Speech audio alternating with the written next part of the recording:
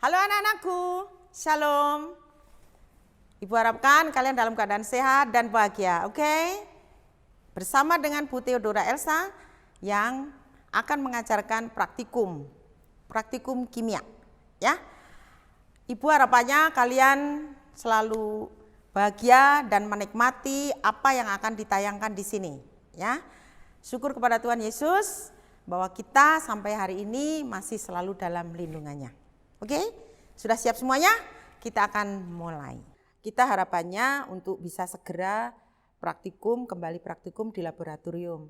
Nah, kalau kita akan praktikum di laboratorium sesungguhnya, ada beberapa tata cara yang harus kita taati agar kita terhindar dari sesuatu yang tidak kita inginkan. Oke? Kalian setelah masuk lab menggunakan jas lab lengkap, tidak ada yang bicara, tidak ada yang bernyanyi atau bersiul. Ya, jadi kalau begitu masuk ke lab, kalian sudah harus serius, taati aturan yang ada, karena di lab itu banyak zat-zat yang berbahaya. Tata tertib yang pertama adalah kalian harus sudah hadir 5 menit sebelum praktikum berlangsung. Yang kedua, sebelum masuk laboratorium, kalian semuanya harus menggunakan jas lab. Nah, jadi jas lab harus dikancing ya, jadi ada kancingnya, semuanya harus sudah dikancing lengkap, tidak ada yang klebet-klebet seperti Batman, enggak ada, itu sangat berbahaya ya. Jadi kalau sudah dirapikan, kalian baru masuk laboratorium. Apa fungsi dari jas lab? Jas lab itu fungsinya untuk melindungi kita dari sesuatu hal yang tidak kita inginkan di laboratorium. Oke? Diharapkan jas lab untuk masing-masing anak sudah dengan nama masing-masing. Shirley misalnya, David misalnya. Jadi biar tidak tertukar dan kalian disiplin, itu adalah jas lab yang kalian punya. Oke, yang ketiga, kalian semua diharapkan membawa tisu atau lap bersih dari rumah ya. Yang dibawa masing-masing, kalian punya, setiap kelompok praktikum harus punya tisu atau lap. Apa fungsi dari lap? Adalah setelah kalian praktikum semuanya harus bersih. Karena zat-zat kimia yang di situ tuh kemungkinan adalah berbahaya terhadap kulit, terhadap tangan dan seterusnya. Jadi harus semuanya dibersihkan. Oke. Yang keempat, sebelum kalian mengambil zat kimia harus dibaca labelnya dulu. Misalnya H2SO4, berarti kalian hanya mengambil H2SO4 saja. Misalnya HCl, kalian hanya mengambil HCl saja, tidak boleh mengambil yang lain-lainnya. Jadi yang pertama adalah baca dulu etiketnya, kemudian pengambilan zat kimia tidak boleh melebihi perintahnya. Jadi seandainya harus mengambil 5 ml, ambillah 5 ml. Tidak boleh lebih, tidak boleh kurang. Oke? Yang keempat, andaikan tangan kalian atau pakaian kalian terkena zat, segera dicuci di air mengalir, segera. Jadi tidak usah ditunggu-tunggu sampai merasa gatal, merasa panas, begitu terkena langsung cuci di air mengalir. Ya. Kemudian yang kelima, kalian tidak boleh mencicipi zat-zat kimia yang ada di lab. Jadi di lab kimia itu ada yang warnanya oranye seperti Nutrisari, tidak boleh dicicipi. Ada yang warnanya seperti Fanta Grape, tidak boleh dicicipi. Jadi tidak boleh mencicipi atau pemegang zat-zat kimia menggunakan tangan, ya. Kecuali ada perintah dari guru praktikumnya. Oke? Yang keenam, andaikan ada zat kimia, di situ ada labelnya NaCl atau garam dapur, atau itu gula pasir. Walaupun itu gula pasir maupun garam dapur, tapi kalian tidak boleh mencicipi sedikit pun. Karena zat-zat itu sudah berada di laboratorium dan cukup berbahaya. Yang ketujuh, jika ada suatu kecelakaan, harapannya tidak ya, jika ada suatu kecelakaan, langsung segera lapor kepada guru praktikum atau laboran yang ada di laboratorium. Yang kedelapan, jika kalian bekerja dengan zat-zat yang mudah menguap, mudah terbakar atau beracun, itu ada suatu tempat yang namanya ruang asam. Jadi ada tempat khusus karena baik uapnya, mudah terbakar atau beracun, biar kita terhindar dari bahaya zat-zat tersebut. Yang kesembilan, Setelah selesai praktikum, tisu, kapas, kertas dari bahan-bahan yang tidak terpakai untuk segera dibuang ke tempat sampah. Tidak boleh dibuang ke wastafel. Karena kalau dibuang ke wastafel, maka akan menyumbat wastafel yang akan menjadi lebih berbahaya lagi. Oke? Di depan Bu Elsa ini sudah tersedia beberapa alat yang ada di laboratorium. Karena sebelum kita praktikum, kita harus tahu alat apa yang digunakan dan kegunaannya apa. Oke, yang pertama adalah tabung reaksi, ya. Tabung reaksi ini terbuat dari kaca, tahan panas, tapi tidak tahan banting. Artinya, kalau nanti jatuh pasti akan berserakan. Jadi mesti harus hati-hati, ya. Sekali lagi, ini adalah tabung reaksi. Oke. Setelah kita menggunakan alat ini untuk mereaksikan suatu zat. Jadi setelah digunakan, alat ini tidak dipegang seperti ini, tapi ada satu rangkaiannya. Rangkaiannya adalah ini. Ini adalah rak tabung reaksi. Ya, silakan disimak. Ini tabung reaksinya, ini rak tabung reaksi. Nah, kegunaan dari rak ini adalah untuk menempatkan tabung reaksi ini. Jadi setelah kita pakai, tabung reaksinya diletakkan di rak tabung reaksi, ya. Kemudian ada satu penggunaan dari rak ini lagi adalah setelah tabung reaksi itu kita cuci bersih, basah ya. Nah, kita letakkan terbalik seperti ini agar tabung reaksinya cepat kering. Jadi airnya semuanya akan ke bawah. Oke? Ini adalah tabung reaksi dan rak tabung reaksi. Simak. Yang kedua adalah labu Erlenmeyer.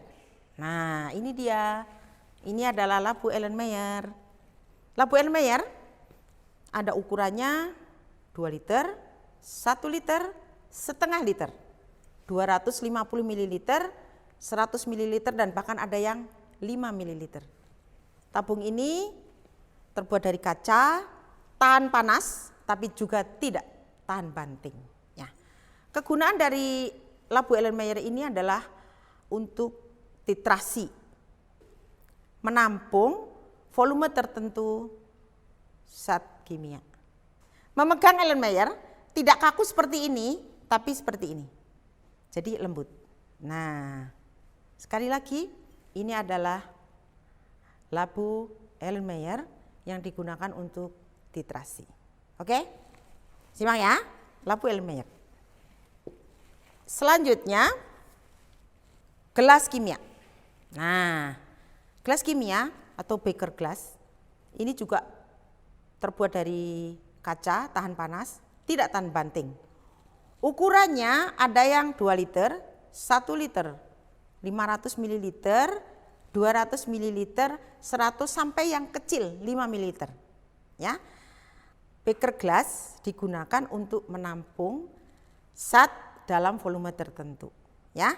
Terbuatnya juga dari kaca tahan panas dengan berbagai ukuran. Nah, simak sekali lagi, ini adalah gelas kimia. Oke? Ya. Selanjutnya, plat tetes. Ya, ini adalah plat tetes. Plat tetes ini terbuat dari porselen, jadi tidak boleh jatuh.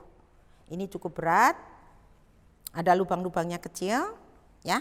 Plat tetes ini digunakan untuk meracikan suatu zat yang volumenya sedikit atau yang volumenya kecil, ya. Rangkaiannya ini plat tetes dan ini adalah pipet tetes. Pipet tetes terbuat dari kaca, belakangnya karet. Jadi kalau kita mengambil suatu zat, kita akan mereaksikan di plat tetes. Ambil zatnya, kemudian kita tuangkan di plat tetes. Oleh karena itu, volumenya memang kecil, terbatas sedikit ya. Nih, sekali lagi, ini adalah plat tetes. Ini adalah pipet tetes. Oke? Selanjutnya, batang pengaduk. Pada saat kita akan mereaksikan suatu zat yang memerlukan untuk pengadukan, sama sekali tidak boleh menggunakan tangan. Diaduk seperti ini, nggak boleh ya. Ada suatu alat yang namanya batang pengaduk. Nih, batang pengaduk terbuat dari kaca, tahan panas juga, tetap tidak tahan banting ya. Nah, jadi batang pengaduk digunakan untuk mencampur, mengaduk suatu zat kimia yang akan kita larutkan atau kita reaksikan. Oke, ini adalah batang pengaduk. Gimana? Selanjutnya, gelas ukur.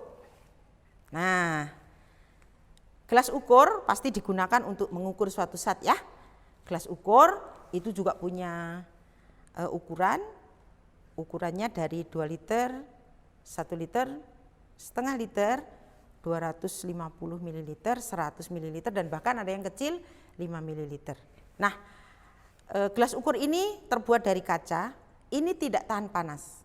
Karena alat ini hanya digunakan untuk mengukur, bukan untuk mereaksikan. Oke, jadi ini adalah gelas ukur. Ya.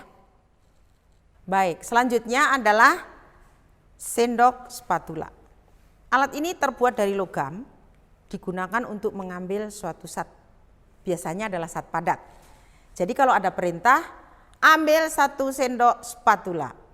Itu artinya kamu ambil menggunakan sendok ini. Nah, diambilnya seperti ini. Nah, ini 1 sendok spatula. Tapi kalau perintahnya ambil seujung spatula, itu artinya menggunakan yang ini. Nah, kamu ambil seujung spatula. Contohnya seperti itu. Oke?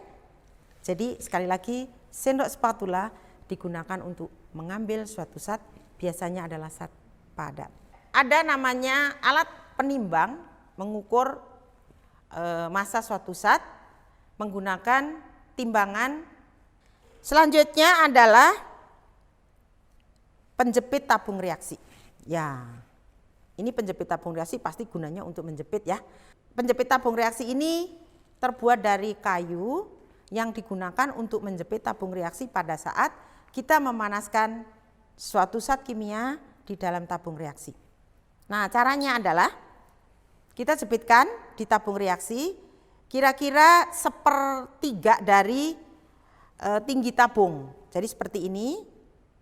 Nah, jadi kalau nanti pemanasan tidak boleh menggunakan tangan, tapi harus menggunakan penjepit tabung reaksi. Oke? Jadi ini adalah penjepit tabung reaksi. Oke. Yang berikutnya adalah pembakar spiritus. Ya. Ini ya. Pembakar spiritus terbuat dari kaca, bahan bakarnya adalah spiritus. Mengapa menggunakan spiritus? Biar tidak berjelaga. Ya. Jadi pemanasannya cukup tapi tidak berjelaga. Pembakar spiritus itu dilengkapi dengan tutup. Apa fungsi tutup? Salah satunya adalah biar spiritus tidak mudah menguap, dan yang kedua, kalau untuk mematikan pemanas spiritus ini tidak boleh ditiup. Karena kalau ditiup, spiritus itu menguap, bisa terbakar, apinya bisa kemana-mana. Nah, caranya menggunakan tutup ini, jret. Selesai ya. Jadi ini adalah pembakar spiritus lengkap dengan tutupnya. Ya. Oke, alat yang berikutnya adalah kaki 3. Nah, ini adalah alat kaki 3 yang terbuat dari logam. Ya, alat ini digunakan untuk penyangga. Ini adalah kasa, kawat kasa. Ya, meletakkannya seperti ini. Apa fungsinya kawat kasa? Agar pemanasannya itu menyebar merata. Jadi tidak di satu titik panas, tapi bisa menyebar merata. Nah, jadi rangkaiannya seperti ini. Selain agar pemanasannya merata, kawat kasa ini digunakan untuk penyekat antara pemanas dan zat yang akan dipanaskan. Nah, jadi seperti ini penggunaannya. Kawat nikrom. Nah, kawat nikrom ini digunakan untuk tes nyala. Ya, kawat ini terdiri dari gagangnya ini kaca, kemudian ini kawat NiCr, makanya namanya kawat nikrom. Di laboratorium itu juga membutuhkan alat untuk mengukur suhu dalam derajat Celcius. Nah, ini adalah alatnya. Ini adalah termometer alkohol. Beda dengan termometer suhu badan, ya. Jadi termometer alkohol ini agak panjang. Harapannya andaikan yang diukur itu dalam, misalnya seperti ini. Nah, jadi itu bisa masuk. Ini ukurannya adalah Celcius. Oke, ini adalah termometer alkohol. Selanjutnya sikat, ya, brush atau sikat. Alat ini digunakan untuk membersihkan tabung reaksi. Jadi setelah kita selesai praktikum, kita akan membersihkan tabung reaksinya menggunakan alat ini, ya. Jadi cukup dimasukkan seperti ini, kemudian diputar atau ditarik ke depan, belakang, tapi juga tidak keras-keras, nanti pecah yang ini, ya. Nah, ini adalah brush, digunakan untuk membersihkan tabung reaksi. Ini corong. Di laboratorium, corongnya terbuat dari kaca. Fungsi dari corong itu hanya untuk memindahkan ke suatu tempat yang mulutnya kecil atau sempit, ya. Jadi seperti ini. Ini namanya mortar dan ini namanya alu. Fungsinya untuk apa? Pasti digunakan untuk melembutkan, ya. Jadi kalau kita akan membuat ukuran partikelnya lebih kecil, bisa menggunakan mortar dan alu. Awas, alat ini dibuat dari porselin, jadi jangan sampai jatuh. Karena kalau jatuh kemungkinan pecah, ya. Ini mortar, ini alu. Demikian anak-anak, semoga kalian bisa mengikuti dengan baik, dengan bahagia tentunya, ya. Jadi mengenal alat-alat yang ada di laboratorium serta penggunaannya. Terima kasih.